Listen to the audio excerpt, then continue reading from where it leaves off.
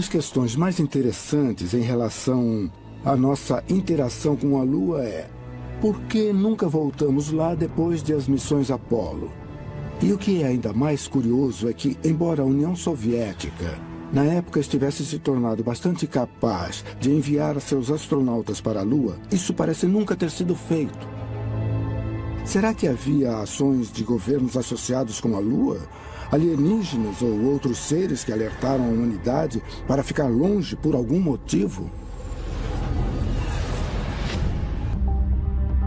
Chegar à Lua foi um feito tão inacreditável que até hoje muitas pessoas estão convencidas de que todo o evento foi, na verdade, encenado em um estúdio de Hollywood. Mas sugerem não só que pousamos na Lua, mas que aquilo que foi encontrado lá é mais incrível do que sabemos. Durante a missão lunar Apollo, em 1969, depois do pouso, houve uma falha de 2 minutos que foi muito estranha nas transmissões de rádio. E o que aconteceu durante esses 2 minutos tem provocado muita controvérsia. Columbia, aqui é Houston, checagem de rádio. Over.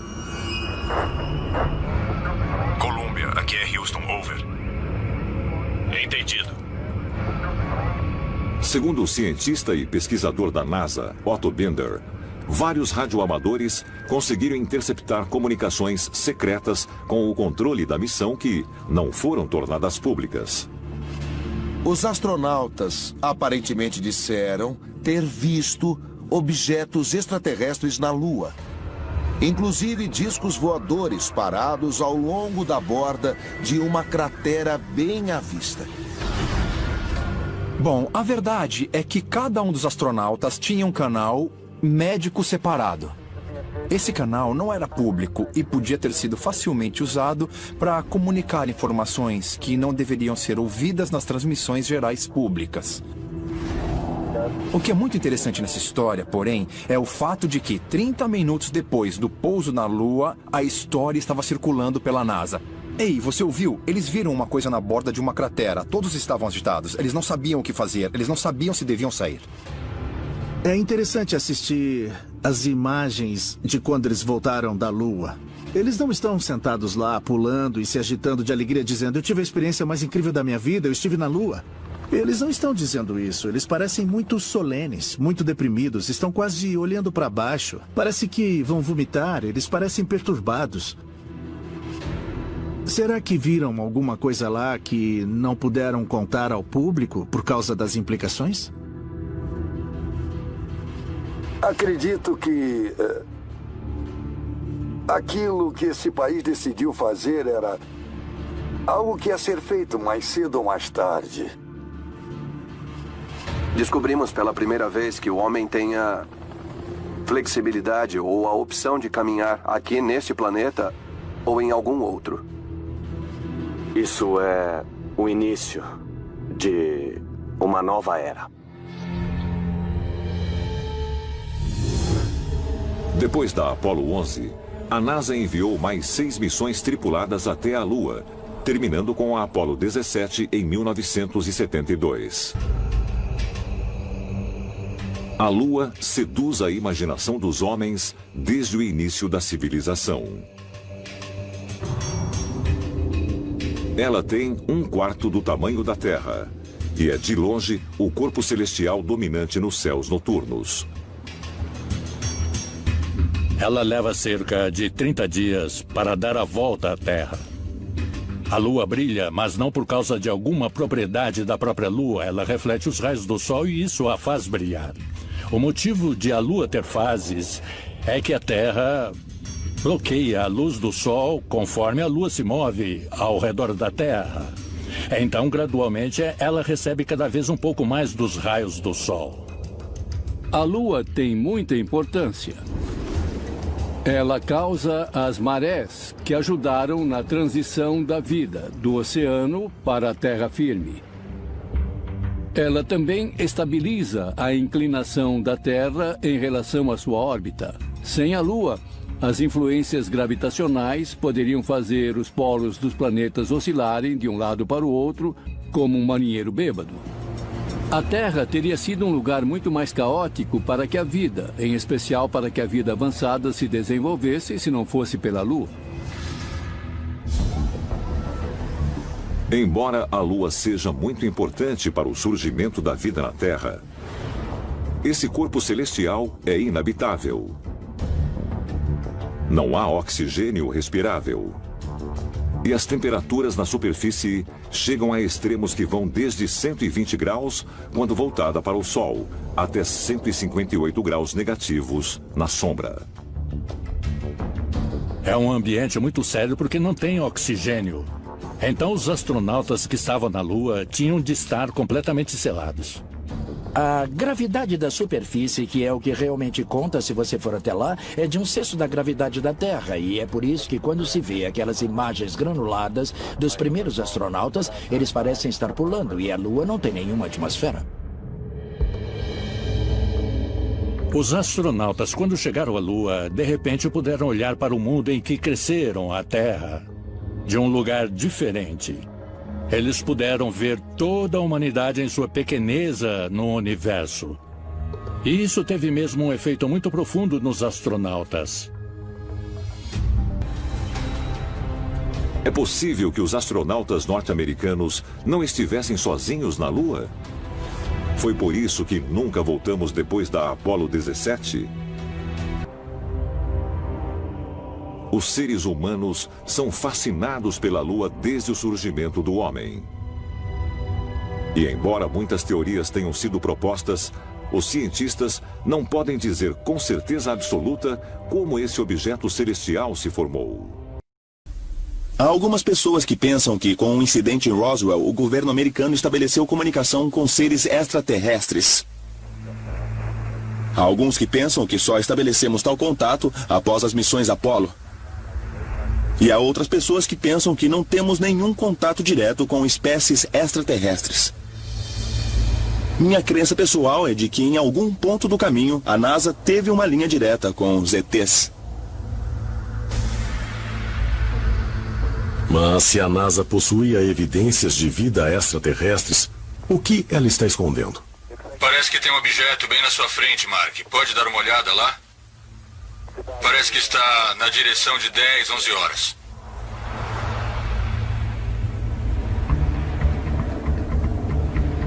A NASA pode ter encontrado evidências da existência de vida extraterrestre na Lua?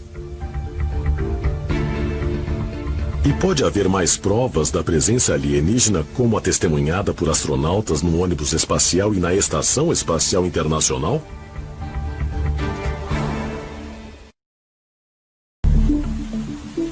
29 de julho de 1958. Em reação ao lançamento bem-sucedido do satélite espacial soviético Sputnik, o presidente Dwight Eisenhower assina a Lei Nacional de Espaço e Aeronáutica, fundando oficialmente a NASA. A NASA foi formada em 1958, parcialmente a partir de uma agência já existente no governo chamada de NACA, que lidava com aeronáutica, e depois com o início do programa espacial que se desenvolvia no Exército e na Força Aérea.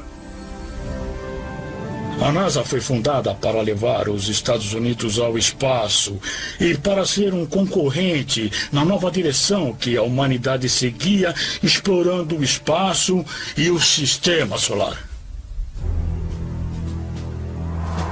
O presidente e o Congresso fundaram a NASA como parte do Departamento de Defesa. O motivo oficial era evitar que os soviéticos roubassem tecnologia americana. Mas alguns acreditam que o verdadeiro motivo para essa confidencialidade não era esconder informação dos soviéticos, mas esconder o segredo do público americano. Muitas pessoas têm a ideia de que a NASA é uma agência civil de ciência, mas ela não é. A lei do Congresso que a criou diz que tudo o que eles descobrirem é sujeito a sigilo e deve ser mantido em segredo e longe do povo americano. O relatório Brookings, que foi comissionado pela NASA logo depois da própria NASA ser criada, foi criado essencialmente para decidir o que a NASA deveria fazer se eles fizessem mesmo algum tipo de contato extraterrestre. Se encontrassem artefatos na Lua ou em Marte, ou se tivessem contato direto com uma inteligência superior, o que deveriam fazer? O relatório Brookings diz especificamente, número 1, não contem a ninguém. Se contar a alguém, você vai acabar destruindo a nossa civilização. Vai nos destruir.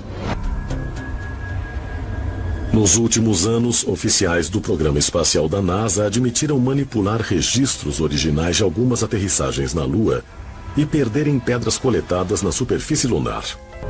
Alguns dizem que fotos que a NASA tirou da Lua e de Marte indicam que eles sabem mais do que nos dizem. Nós vamos ter que nos convencer do fato de que nos contaram a mentira coletiva mais monumental de nossas vidas sobre os grupos não humanos tecnologicamente avançados que fundamentalmente impactam a vida sobre o planeta Terra, e vocês vão achar evidências no lado mais distante da Lua e, sem dúvidas, em Marte também. Toda vez que você olha uma fotografia de uma sonda não tripulada do planeta Marte, há quase sempre uma coisa muito estranha que não pertence ao lugar e que parece estrutural. Carl Sagan costumava falar das pirâmides de Elísio. Mas o que esses homens fizeram longe das câmeras?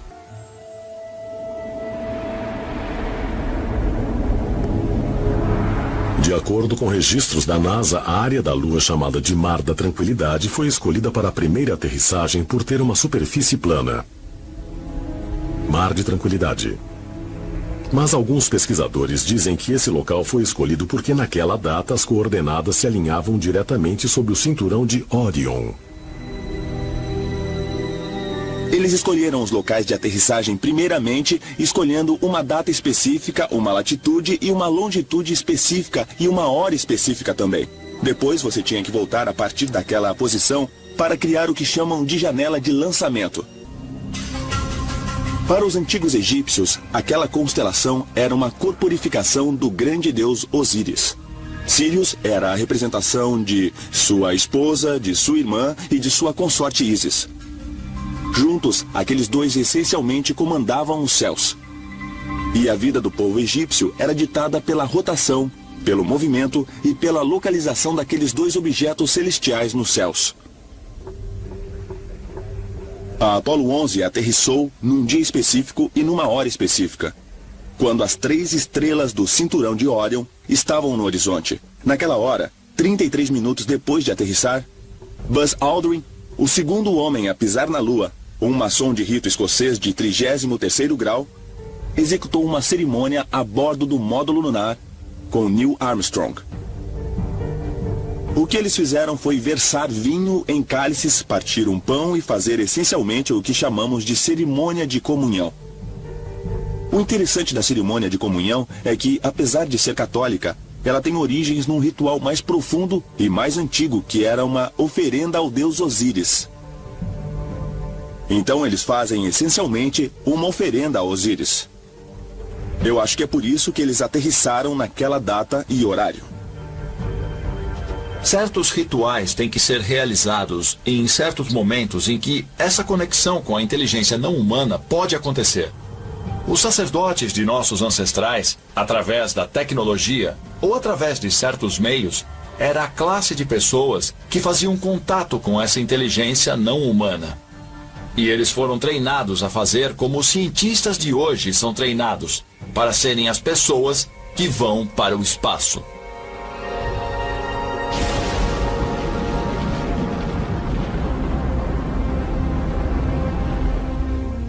Foram deixados na Lua instrumentos científicos, uma bandeira americana e uma pequena placa comemorativa da missão Apollo 11. Mas outros itens também foram deixados, como uma sacola contendo uma réplica em ouro de um ramo de oliveira e um disco de silicone com mensagens gravadas de paz e boa vontade de 73 líderes mundiais.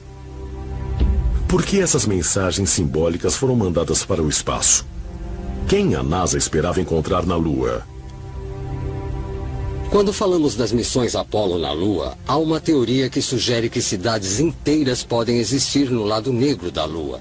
Cidades que a NASA sabia que existiam. Dessas missões teriam sido trazidos à Terra artefatos das ruínas desses antigos locais. É possível que não fossem rochas lunares que eles vieram e trouxeram como amostras, mas talvez tecnologia alienígena.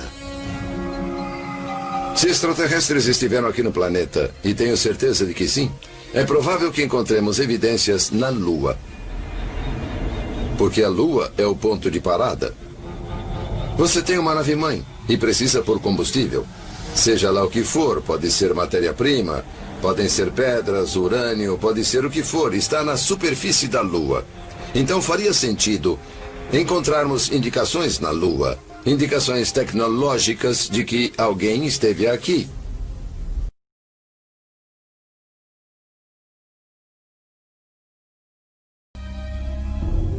Vemos essa prática de passar conhecimento através de uma sociedade secreta desde a época dos tempos dos Illuminati, que acreditavam que poucos escolhidos da elite eram inteligentes o suficiente e capazes de lidar com esse conhecimento secreto, mas não a população como um todo. Então permanece a questão, esse conhecimento foi passado através das sociedades secretas durante gerações? E isso pode relacionar as sociedades secretas que conhecemos nos tempos modernos àquelas dos tempos dos faraós? Como os antigos egípcios, os pais fundadores da NASA partilhavam da crença de que os humanos descendem de seres extraterrestres. O que os membros dessas sociedades secretas sabiam sobre viagem espacial?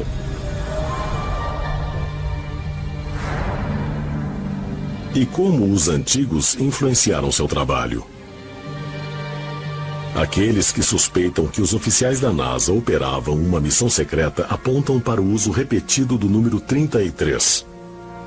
Um número simbólico extremamente importante em sociedades secretas. Se você observar a primeira pista de aterrissagem em Cabo Canaveral, onde aterrissavam aeronaves e um dia chegaria ao ônibus espacial, essa pista era de número 33. Se você observar a plataforma de lançamento em White Sands, no Novo México, a única plataforma de lá é a de número 33. Então, esse número parece estar envolvido diretamente com a NASA várias e várias vezes, e o fato de ser conectado à maçonaria faz você pensar se não há talvez outro simbolismo mais profundo nisso tudo. Aqui é Houston. Vocês vão aterrissar. Câmbio 213 metros, 21 em 33 graus. Pesquisadores acreditam que a relação com crenças antigas egípcias também pode ser encontrada no emblema do programa espacial Apollo da NASA. Eles dizem que o A grande no campo estelar simboliza não só o deus grego Apolo, mas também Assar, o deus egípcio mais conhecido como Osíris.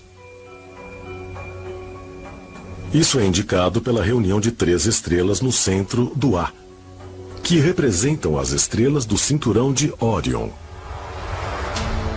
Você tem que suspeitar que estrelas como Órion e Sirius são muito importantes para a NASA, porque era de lá que as tradições antigas, incluindo a egípcia, diziam que os deuses do espaço tinham vindo. Elas seriam nossas origens. Pesquisadores apontam que o símbolo nos emblemas na missão Mercury são quase idênticos a um grande ícone do Antigo Egito. Alguns pesquisadores acreditam que evidências dos objetivos secretos da NASA podem ser encontradas nas relações íntimas entre seus cientistas fundadores e sociedades secretas. Essas sociedades secretas foram formadas em torno de uma crença de que eles descendiam diretamente daqueles grandes deuses do Antigo Egito, Ísis, Osíris e Horus. Eles consideravam esses deuses a verdadeira origem de sua linhagem e também que os próprios deuses vinham do espaço. No topo estavam os maçons. James Webb, que era diretor da NASA. Um homem chamado Kenneth Kleineth, que era o cabeça do programa Mercury, do programa Apollo e do programa Gemini. Ele era um maçom de rito escocês de 33º grau. Abaixo deles havia a Ordem Hermética da Aurora Dourada, ou os seguidores de Aleister Crowley. Pessoas como Jack Parsons, da JPL, se reuniram e acabaram sob o mesmo teto, com os mesmos objetivos,